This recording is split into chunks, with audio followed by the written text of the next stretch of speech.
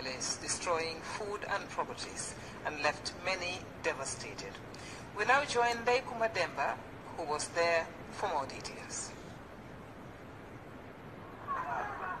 The First Lady, Her Excellency Fatoumata is the latest to visit Kuntaur following the recent flash floods that destroyed homes and property. Madam Barrow donated goods ranging from food items to basic essentials such as clothes and mattresses. The governor of CRR, Suleiman Bari, thanked the First Lady for coming to their aid during what he said is a difficult time. He expressed gratitude to all who came to their aid, saying it demonstrated unity, which is much needed for progress. The Executive Director of the National Disaster Management Agency, Alaji Sanes, said over 14,000 people have been affected by windstorm this year, and that number is expected to rise, reaching 20,000 people before the end of the year. He called on all those who can help to do so. Mamset Njai presented 100 bags of rice and clothing items on behalf of the Pipeline Max Foundation. Scores of speakers thanked the First Lady for her benevolence and expressed joy over the response the people of Kuntaur have received in what was a difficult period in their lives. For GRTS News, I am Bamba. Her Excellency, the Vice President Aja Fatoumata Tambajang, on Friday presided over the decoration of senior personnel of the ECOWAS mission in the Gambia. The decoration is for their commitment in ensuring peace and security in the country. Famara Kanyi has the rest of that story.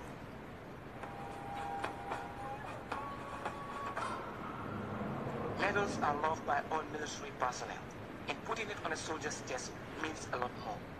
This joint economic parade is constituted by officers from the Nigerian, Ghanaian and Senegalese armies, representing the ECOWAS security contingents currently in the Gambia. On a peacekeeping mission, the West African troops had arrived at a time when they were needed by all Gambians. You never dreamt that Gambia was going to recognize you with medals.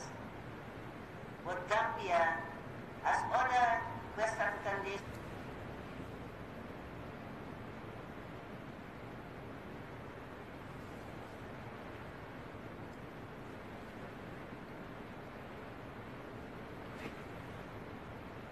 efforts by the ECOWAS bloc to protect lives and properties in the Gambia is well appreciated by all Gambians. Agencies from the different sister countries, Ghana, Nigeria, and Senegal, would not have been here if you did not have an illuminary son of Africa, a standing leadership in the personality of His Excellency Alain de Souza, in the personality of President Senior Brother Muhammad Buhari, His Excellency Macky Sall. We have seen the exemplary leadership of our auntie, Her Excellency Ellen Salif Johnson. The new Gambia is set on the path of democracy and good governance, working with the Economic High Command to strengthen security in the country and by extension the sub-region. The first commander of the Economic mission in the Gambia, Colonel Magenjai, reaffirmed their commitment to fulfilling the ECOWAS mandate and promised to continue to jealously guard the Gambia's peace and stability. The economic force will continue to selflessly serve the purpose for which our community mobilized so much energy and resources to ensure democracy is restored in the Gambia and the hard-won peace stabilized. By doing so, the Gambian government will have the needed freedom of action to fully exercise its constitutional mandate. The troops had a good time in the country. The hospitality and the friendly nature of Gambians is second to none. Based on these good records, the president of the ECOWAS Commission promised that the economic bloc will work with the Gambia for more integration. We have to engage reforms dans le domaine de la sécurité et de la défense, in the area of security and defense, dans le domaine de l'administration territoriale, in the area of territorial administration, dans le domaine de la justice, justice, et aider le peuple gambien à construire la nouvelle Gambie. and help the Gambian people to build a new Gambia. On the side of the Gambia government, the joint medal presentation ceremony represents a moment of honor and gratitude. It will go down in history as the first of its kind in the Gambia. Reporting for GRTS News, I am Fatoumata. In another engagement, the Vice President, accompanied by senior government officials, has returned to the country after a 3-day trip to Turkey. The trip was meant to consolidate the already cordial ties between the two countries. Babukar Kamara reports on the visit. It is the rare escort that has become quite unfamiliar to her first official visit at the Vice Presidency, but one that is set to pay tribute to founding fathers of Turkey and break grounds towards relations between Banjul and Ankara.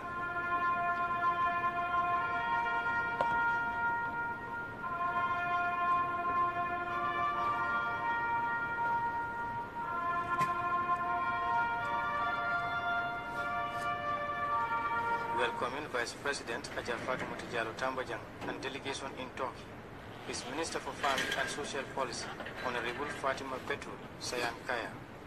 Their discussions, both open and closed door, was climaxed on a memorandum of understanding seeking to foster economic and social cooperation between Turkey and the Gambia.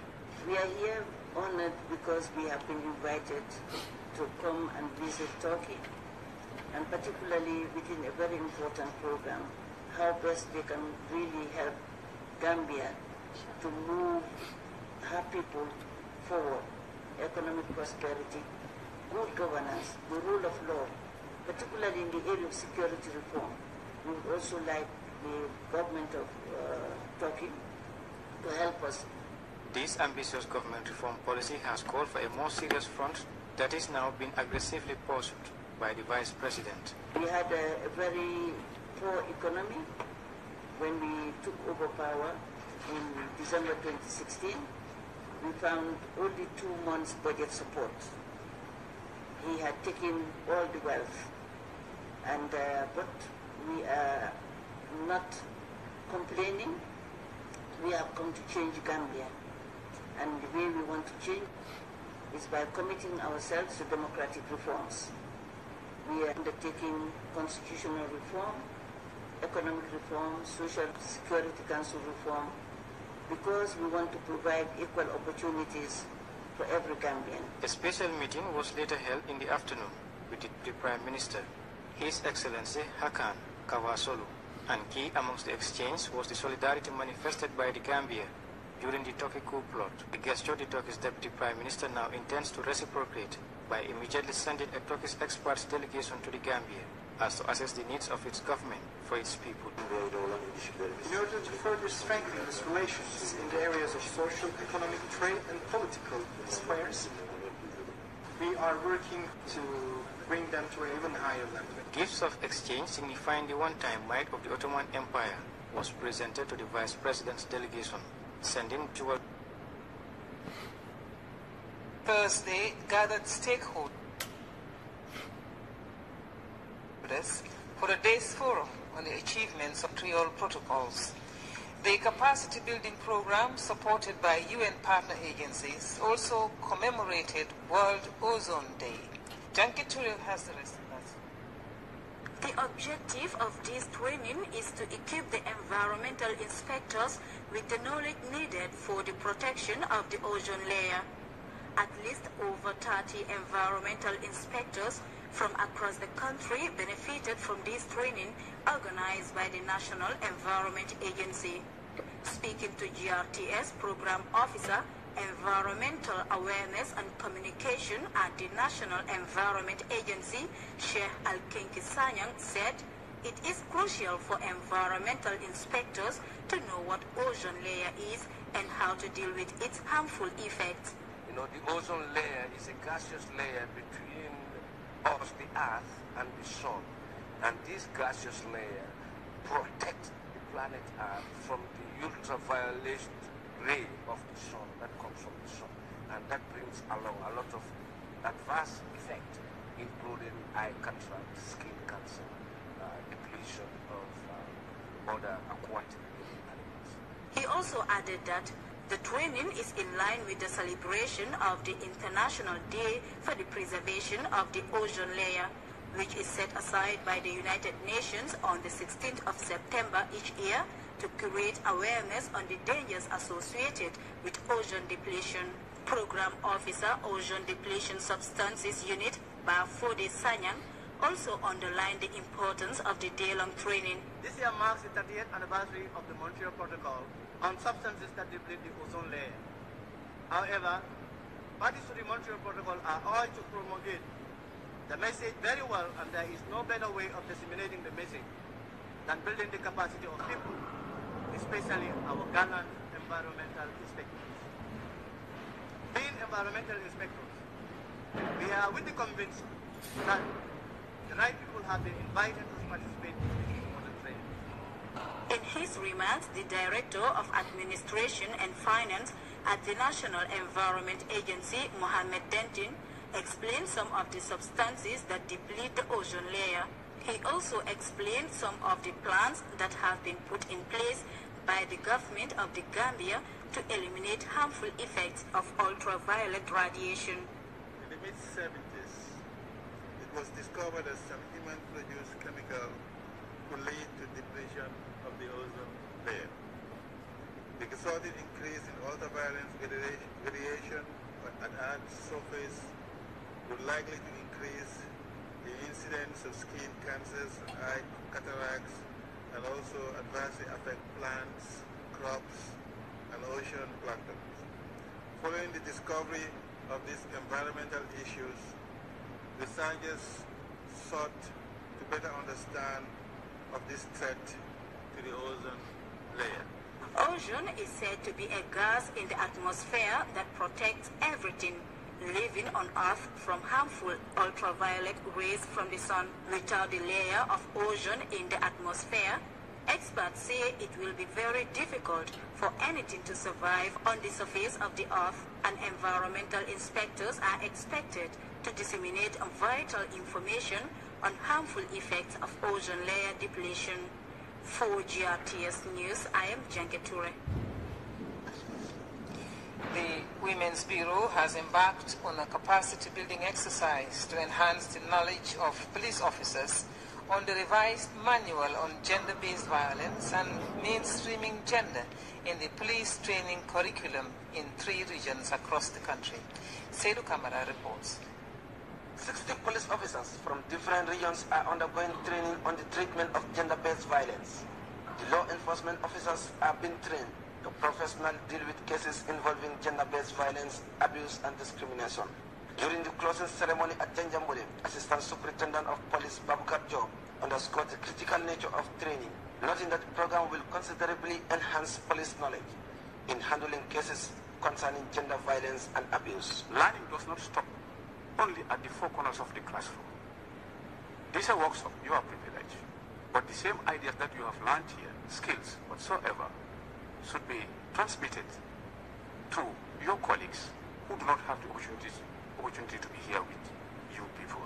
Participants expressed joy in benefiting from the training and pledged to share the skills and knowledge with other colleagues. Now we learn more about child issues, how wife battery, rape cases, defilement, domestic violence. We learn more about here. This workshop have enabled me how to respond to the challenges that the women who are abused and men who are abused are coming to the station, so that I can know how much I can be able to work on certain cases. Several governor participants for their commitment during the training program and urged officers to apply the gain in the dispensation of their daily duties at work. You can have all the knowledge that a police officer requires, but you don't have the right attitude. And which she mentioned here, you don't have the right attitude, are incompetent. Binta Jamasidibe, the Executive Director of Women's Bureau, emphasized the need for changes in the ways police handle and deal with cases based on violence in their various assignments. It should start from us, the police, that we should not think we are above the law. Just because you are a policeman doesn't give you any right to beat your wife, especially that we have undergone this training. I think we should all take it down, Assistant Superintendent, to the level of the police. They are also part and parcel of the society, and the law is binding on them. Fantaboyan Samatemani is the governor of El Aran. She said the government signed a strategy plan to tackle all forms of violence against women. I'm duly informed.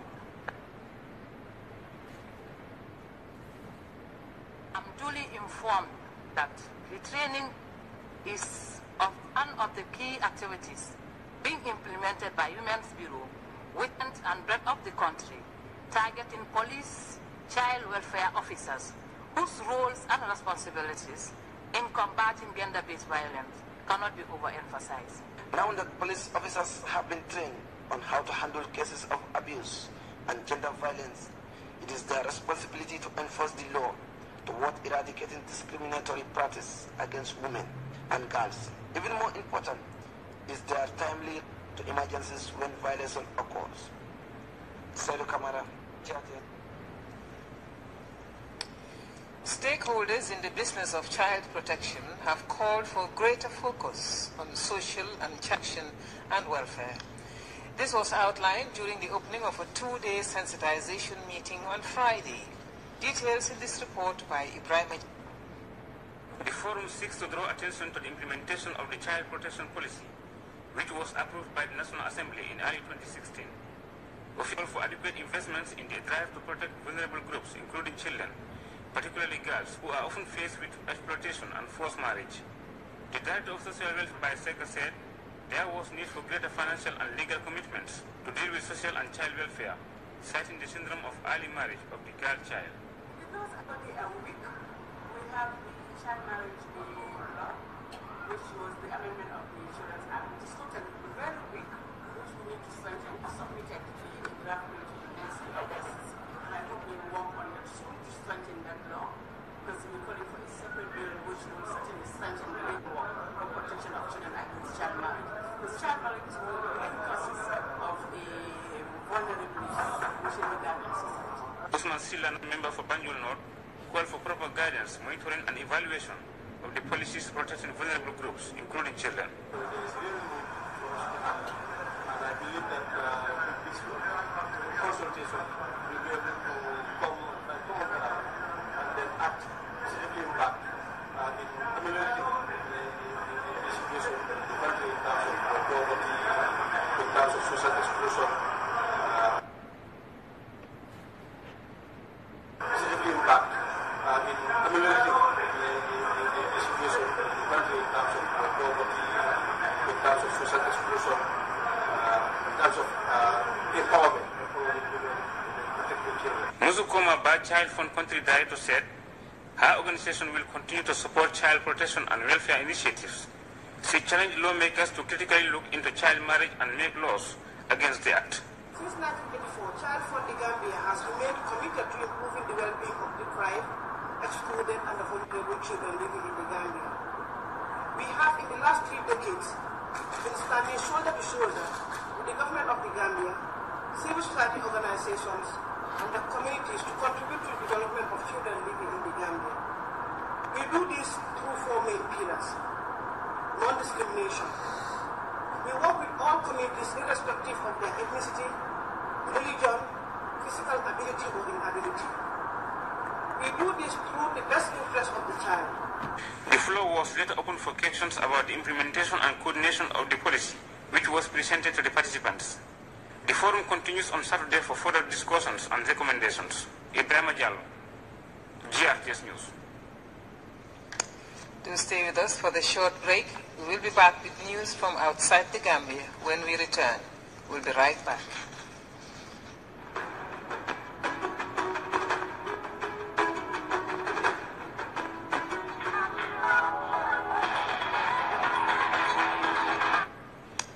Welcome back.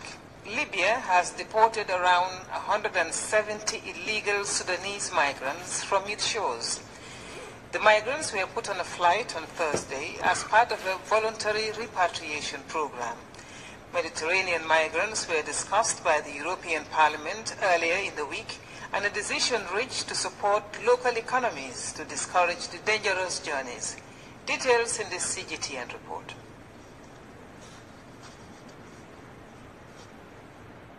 These ones have been here in one of Libya's overcrowded detention centers for the last month.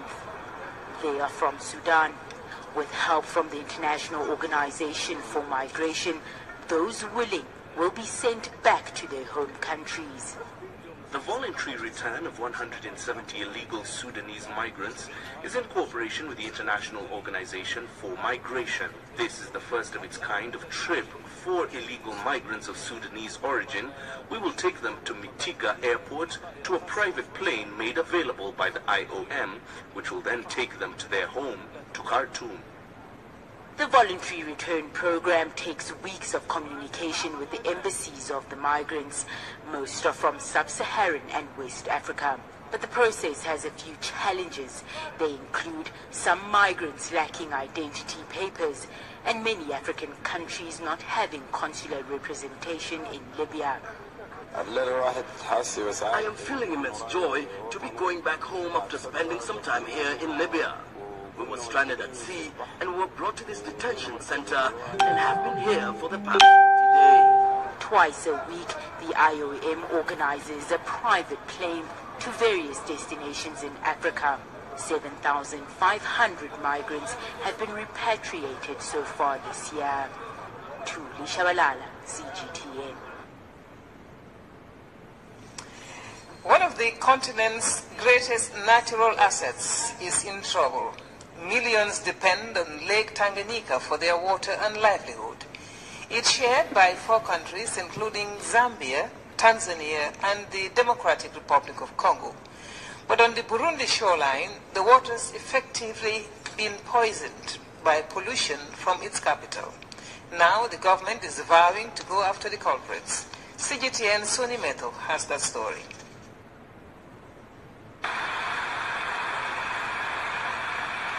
The world's longest freshwater lake.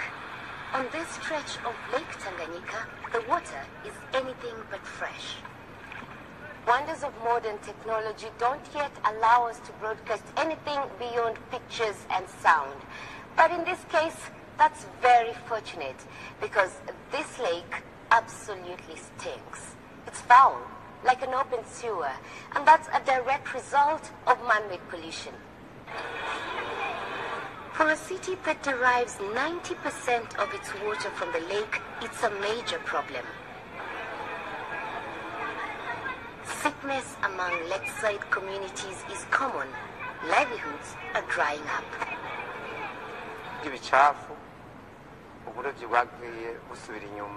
We cannot fish along the lake, something we've done for years. The smell is even better today because of the little rains we've had this past few days. Sometimes it's so bad we cannot even eat. The smell makes us sick.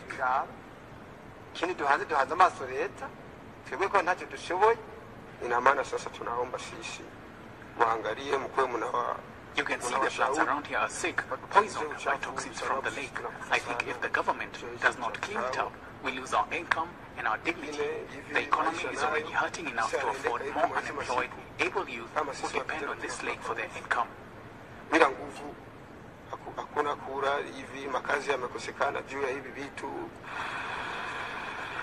Lake Tanganyika has fallen victim to a lethal man-made cocktail. Most residents of Bujumbura are not linked to the public sewer system. And anyway, the only sewage station broke down months ago. On top of that, most people and businesses ignore environmental laws. The damage is immense.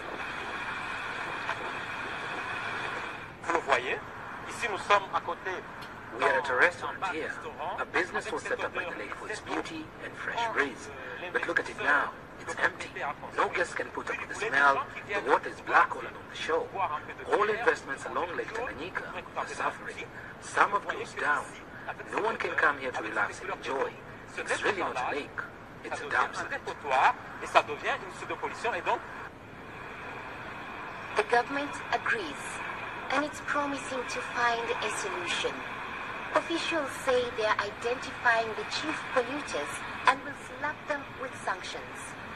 They also want industries to relocate away from the lakeside. And they want outside help. C'est toute la population riveraine de la Tanganyika. We're trying to involve different ministries on sensitizing communities along the lake. All the population around Tanganyika is affected. U.S. journalists who are viewed worldwide as our ambassadors will hopefully help this report reach partners who need to know the current state of pollution and hopefully help us.